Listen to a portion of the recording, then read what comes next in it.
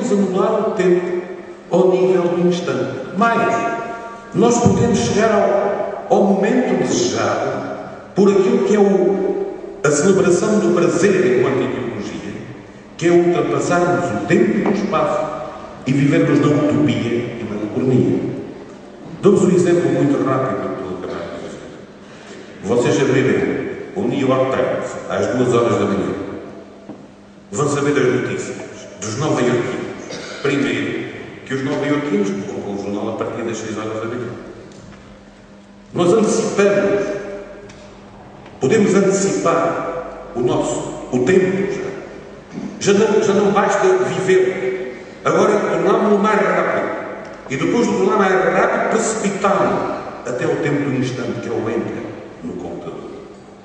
Eu não sei quais são as implicações do efeito do Babilônios na nossa vida coletiva. Mas há um efeito que vai ter, que é decisivo, que é a massificação da internet. E vai ter a massificação da internet como uma prioridade de todas as prioridades do tecido social, económico e político. Isso não tenho dúvida.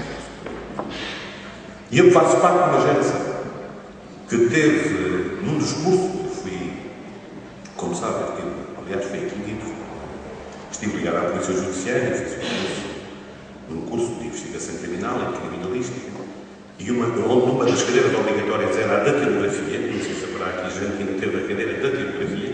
Eu tive uma cadeira de datilografia há 20 anos, 25, mas já foi há 25 anos.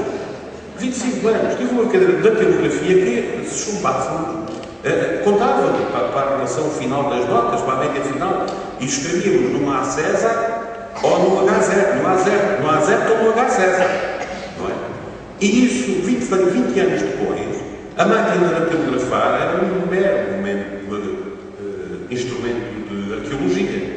É uma peça que o museu já ninguém hoje usa de escrever no computador. Aliás, pegando na prova do vazio nos escritores, nós somos capazes hoje de compreender pelo pensamento de Antero, ou dessa de Queiroz ou de Camilo, não tanto através das suas obras, que as suas obras muitas vezes os escritores dissimulam-se através das suas narrativas, escondem-se através das palavras. Eles são mais atores que se representam. Eles representam mais quando narram do que se expõe-se. Mas nós conhecíamos a vida destes escritores, o seu pensamento, a sua maneira de entender o mundo através das suas cartas.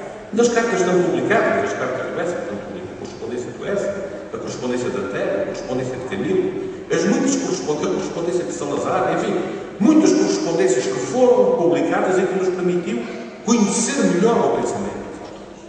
Hoje, meus queridos, através do e-mail e dos SMS, que está a produzir um novo tipo de comunicação, um novo tipo de linguagem, do bué, dos capas e dos reticências e dos logos, e, enfim, uma gramática diferente da comunicação.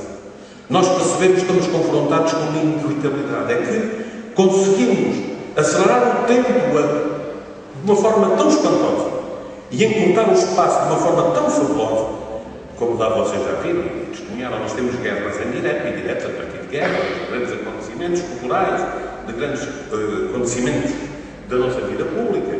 São diretos, transmitidos em direto. Um grande acontecimento foi agora a nossa vitória do Sporting, foi em direto. Lá fora, na Letónia, foi em direto. Nós estávamos naquele estádio, em direto, a viver o tempo da Letónia. Não é? Claro, houve aqui um jogo em Lisboa com o Everton, mas isso não estava muito mais perto.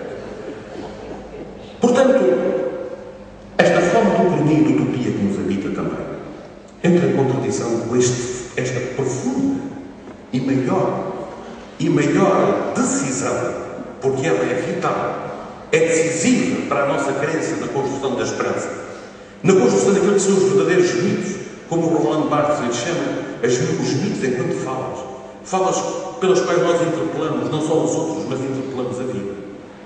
Torna-se, de facto, um momento de grande convulsão e de grande perturbação. E daí eu agradecer à Civilos e à Escola de Maria Lamas o facto de me convidarem para eu ainda não ter mais confusão nesta confusão. Porque, de facto, estamos a viver um momento de grande perturbação. Ao nível da procura daquilo que são referenciais estéticos, e vulgarmente nós confundimos os referenciais estéticos com cultura, os referenciais de conhecimento, e vulgarmente nós confundimos escola com conhecimento e com cultura.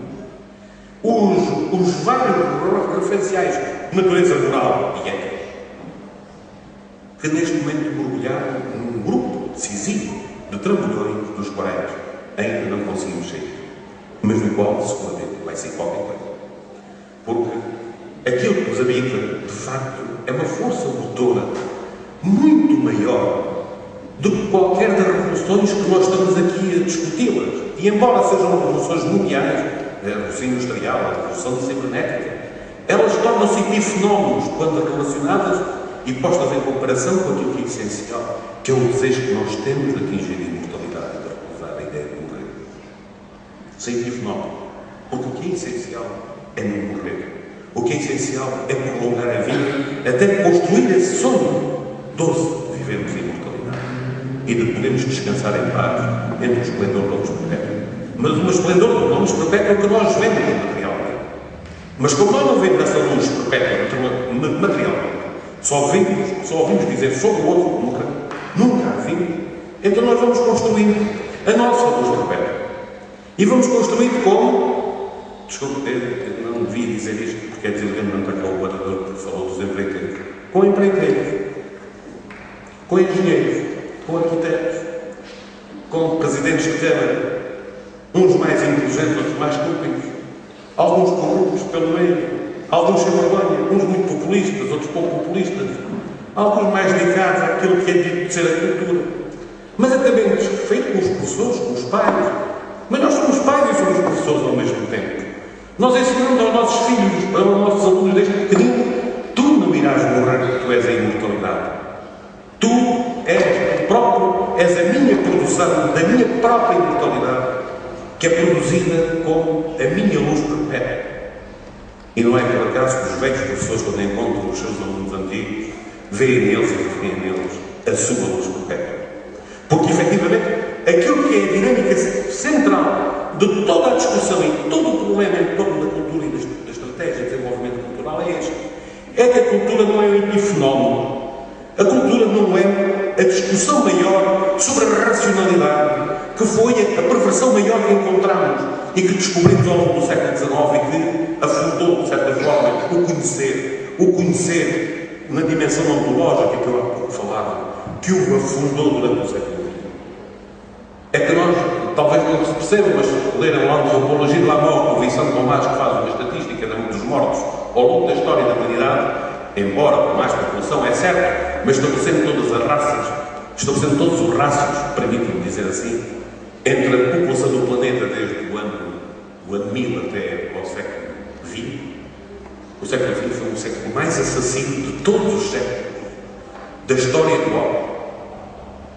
Quer dizer, o problema do meu querido amigo José Saramago, com a bélica aí, está para resolver com esta positividade tão grande, esta racionalidade tão grande que o século XX trouxe, onde fomos o mais assassino